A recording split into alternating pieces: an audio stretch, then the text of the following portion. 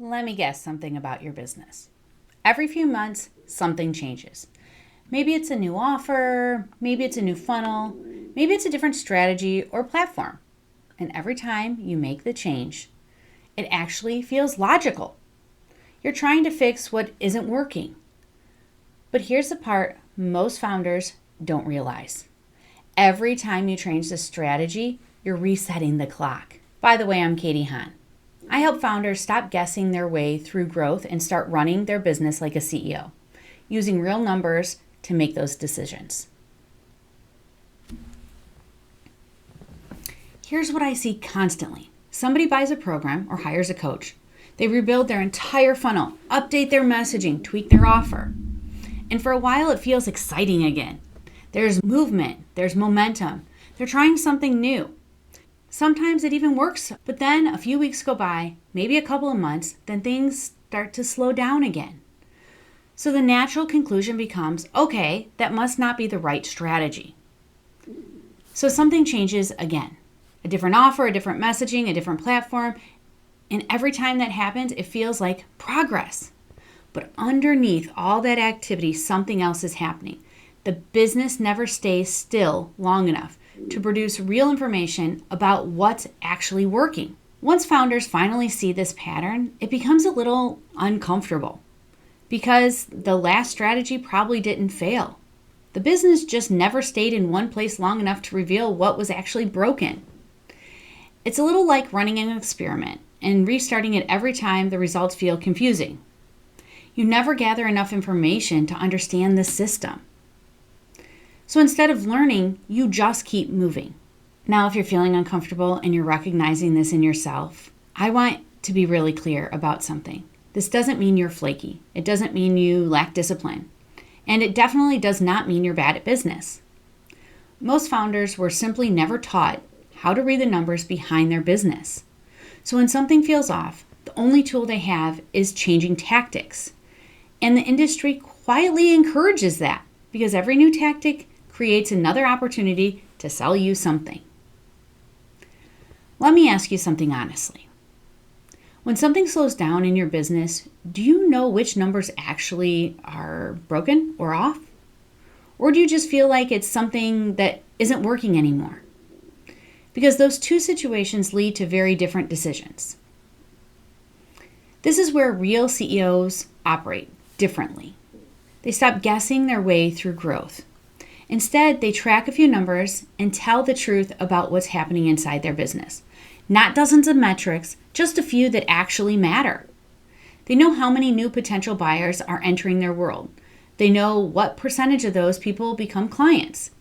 They understand how much delivery capacity their business actually has.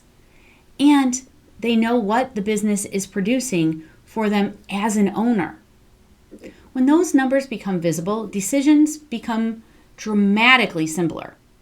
Because instead of asking, should I change my strategy? They start asking, which part of the system needs attention?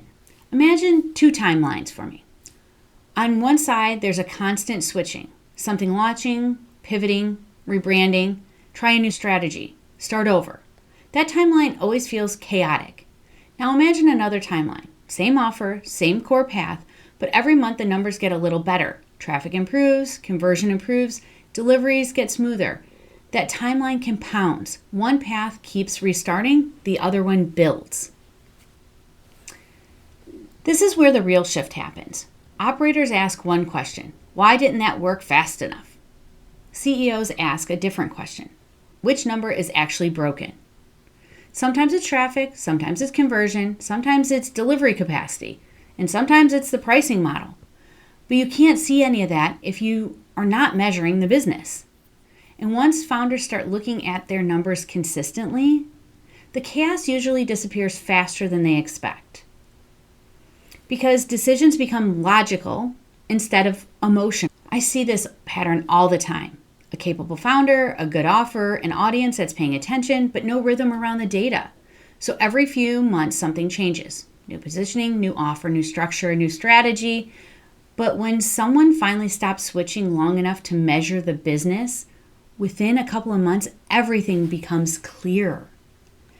Not because they're working any harder, Because they stopped flying blind. And this is where most founders realize something even bigger. The real problem was never the tactic. The real problem was the model underneath the tactic. A model that didn't match their audience, their capacity, or the income they were trying to create. Once that becomes clear, the next step isn't chasing another strategy. It's designing a business that actually fits your life. And if you're watching this thinking, okay, I don't actually know my numbers, that's exactly what we're going to work through inside the 30-day business breakthrough session. We audit the math behind your business, lead flow, conversions, capacity, and owner's pay. Then we design a simple money path around those numbers so you're not guessing anymore. If you want to look at this, the link is inside the description below. And then we're also going to break this down here on my YouTube live on Monday night. We're going to look at the harsh math behind most common online business models and why so many of them create inconsistent income, and then talk about these shifts that CEOs make.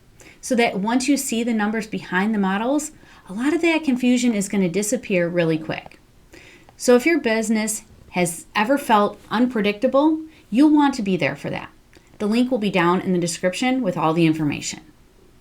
Because once you stop flying blind, everything about how you run your business starts to change.